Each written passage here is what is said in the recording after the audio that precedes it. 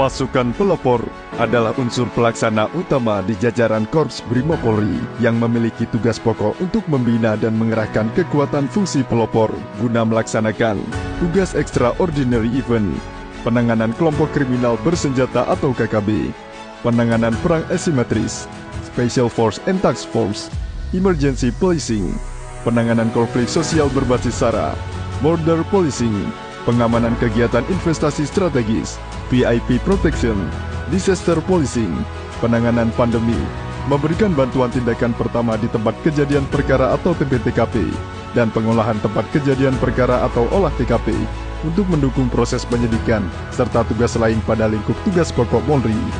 Guna mendukung pelaksanaan tugas tersebut di atas, pasukan pelopor Korbrimob dibekali dengan kemampuan perorangan dan kemampuan satuan, di antaranya kemampuan gerilya anti-gerilya, jungle warfare, urban warfare, penindakan huru-hara, anti-anarki, respond to active shooter incident, search and rescue, VIP protection, dan tactical medic. Sejarah singkat pelopor didahului dengan Rangers sebagai pionir pelopor pada tahun 1955 sampai dengan tahun 1956. Dikirim 15 personel untuk mengikuti pendidikan di Okinawa, Jepang, dan Filipina. Kemudian, pada tahun 1956, dilanjutkan perekrutan sejumlah 15 personel dari lulusan SPN Sukabumi yang lulus seleksi untuk dididik kualifikasi Rangers di Sekolah Pendidikan Mobile Brigade atau SPMB di Porong, Watu Kosek, dan pada tanggal 14 September tahun 1959. Dididik 3 angkatan sebagai cikal bakal pembentukan satuan Ranger yang terdiri dari angkatan pertama sejumlah 196 orang yang kemudian ditempatkan di Kompi 5994 Rangers dipimpin oleh Komandan Kompi AKP KE Lumi. Kemudian angkatan kedua dididik sejumlah 169 orang yang selanjutnya ditempatkan di Kompi 5995 Rangers dipimpin oleh Komandan Kompi AKP Anton Sujarwo. Angkatan ketiga dididik sejumlah 242 orang dan ditempatkan di Kompi 5996 Rangers dipimpin oleh Komandan Kompi AKP Saim. Tetapi karena AKP Saim ditugaskan ke luar negeri, maka ditunjuk AKP Budaya Sumaria sebagai pejabat sementara Komandan Kompi 5996. Pada tanggal 13 Maret 1961, Kompi Ranger diubah nama menjadi Kompi Pelopor dan dikembangkan menjadi Batalion 1232 Pelopor. Selanjutnya pada akhir tahun 1961, dikembangkan lagi menjadi Resimen Pelopor atau Menpor. Pembentukan dan perubahan nama Resimen Pelopor atau Menpor atas prakarsa dari Presiden Republik Indonesia Insinyur Soekarno yang menghendaki nama Indonesia bagi satuan-satuan TNI dan Polri, serta bertujuan untuk menunjukkan jiwa nasionalisme bangsa Indonesia. Perubahan Kompi Ranger menjadi Kompi Pelopor dan pengembangan menjadi Batalion Pelopor serta Resimen Pelopor atau Menpor tersebut dilakukan pada masa kepemimpinan Kapolri Raden Soekarno Djojonagoro. Raden Soekarno Djojonagoro lahir pada 15 Mei 1908 di Banjarnegara, Jawa Tengah. Sang ayah Raden Adipati Aryo Djojonagoro II kala itu merupakan Bupati Banjarnegara, sedangkan ibunya bernama Raden Ajeng Rahmat Mangun Prawiro. Soekarno Djojonagoro memulai pendidikannya pada tahun 1914 di Hollands Inland School atau HIS di Banjarnegara. Kemudian melanjutkan sekolah di Miriwin Gebers Lanjiri Onderwich atau MULO di Purwokerto dan Opleiding School for Inland Sea Ambtenaar atau OSPIA di Magelang. Setelah tamat sekolah di OSPIA pada September 1928, kemudian Soekarno Djojonagoro diterima bekerja sebagai Ambtenaar Beach di Inland Sea Bestuurdienst atau AIB pada kantor kewedanaan Aji Barang, Kabupaten Purwokerto. Kemudian ia menjadi Mantri Polisi Kota Pati, Jawa Tengah pada April 1931. Asisten Wedana di Kabupaten Banyumas pada 1934. Kepala Seksi 4 Candi Baru Semarang pada 1942. Kepala Kepolisian Salatiga pada 1943. Bakubetsu Keisatsu Taiku atau Komandan Polisi Istimewa Semarang pada 1944. KB Kacu atau Kepala Penjagaan di Semarang.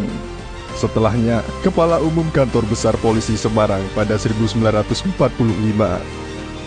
Kepala Polisi Karesidenan Pekalongan pada 1947, Kepala Polisi Provinsi Jawa Timur pada 1951.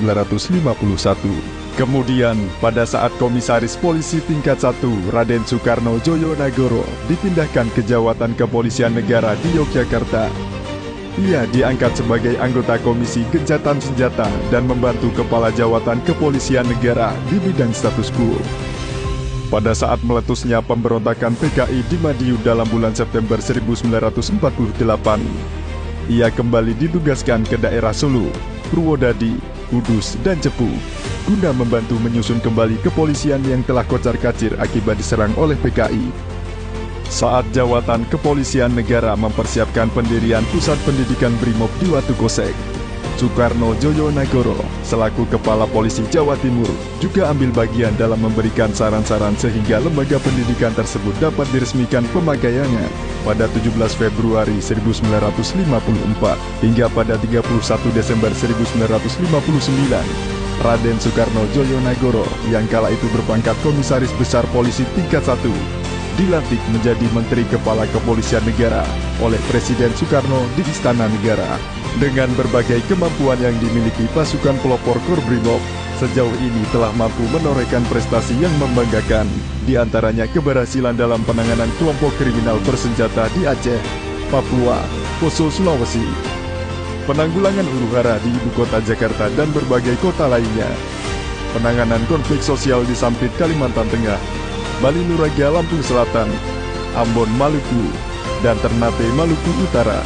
Operasi kemanusiaan dalam penanganan bencana alam berupa gempa bumi di Nusa Tenggara Barat, gempa bumi di Cianjur, Jawa Barat, dan gempa bumi di Palu, Sulawesi Tengah. Tugas evakuasi kecelakaan pesawat Sukhoi dan Sriwijaya Air. Operasi Mantap Brata tahun 2023 hingga 2024. Pengamanan pemilu serta penanganan event internasional, pengamanan kegiatan olahraga internasional MotoGP Mandalika tahun 2022, G20 di Bali tahun 2022, KTT ASEAN ke-43 tahun 2023, KTT AIS tahun 2023, Indonesia Africa Forum and High Level Forum on Multi-Stakeholder Partnership tahun 2024, serta ikut andil dalam misi perdamaian dunia dengan mengirimkan pasukan FPU ke Sudan dan MINUSCA Afrika. Di balik prestasi dan keberhasilan yang telah ditorehkan pelopor tersebut, tidak serta-merta dapat terwujud tanpa didasari dengan peningkatan pengetahuan, keterampilan, dan sikap kerja yang memadai. Maka dari itu, para prajurit pelopor selalu dan tidak akan pernah berhenti untuk berlatih dalam meningkatkan kemampuan perorangan maupun kemampuan satuan, guna mendukung pelaksanaan tugas-tugas di masa yang akan datang. Kegiatan-kegiatan peningkatan kemampuan yang sudah dilakukan pasukan pelopor tersebut, diantaranya berupa latihan bersama dengan kepolisian luar negeri, pelatihan counter teroris dengan negara Turki dan Perancis, Joint Sniper Training dengan kepolisian negara Jerman atau GSG-9, dengan sandi latihan Padma Adler 2023, gabungan dengan pasukan Gegana, serta turut berpartisipasi pada kegiatan kepolisian internasional berupa SWAT Challenge tahun 2023 dan 2024, gabungan dengan pasukan Gegana yang diselenggarakan di Dubai, Uni Emirat Arab. Di samping peningkatan kemampuan pasukan pelopor tersebut terhadap kemampuan-kemampuan yang dimiliki oleh pasukan pelopor juga telah ditetapkan standar kompetensi kerja khusus, meliputi standar kompetensi operator kendaraan serbu, operator kendaraan armor personal carrier, operator kendaraan armored water cannon, operator kendaraan security barrier, sniper, petugas search and rescue, petugas VIP protection, dan petugas penindak pada satuan BHH. Selanjutnya terhadap para personel jajaran pasukan pelopor juga telah disertifikasi berdasarkan standar kompetensi kerja yang telah ditetapkan oleh Dankor Brimob Polri, dengan tujuan untuk mendapatkan sertifikat kompetensi yang dikeluarkan oleh BNSP sebagai bukti tertulis atau pengakuan yang legal atau sah atas pengakuan kompetensi fungsi Brimob guna dijadikan sebagai payung hukum personel dalam pelaksanaan tugasnya. Untuk memberikan keyakinan kepada organisasi Polri bahwa pelaksanaan tugas organisasi dilaksanakan oleh personil yang kompeten sesuai dengan bidangnya.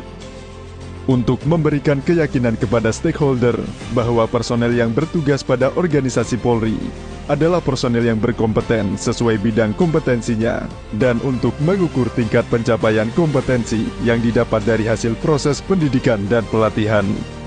Seseorang yang tidak pernah melakukan kesalahan bukan berarti tidak akan mengalami kekalahan, tetapi seseorang yang selalu berinovasi dan selalu mengupgrade diri sudah pasti akan menjadi pemenang. Dirgahayu ke-65 Pelopor tahun 2024. Dengan skill, spirit, dan stamina pelopor, kami siap melakukan yang terbaik untuk Negara Kesatuan Republik Indonesia guna menyongsong Indonesia Emas 2045.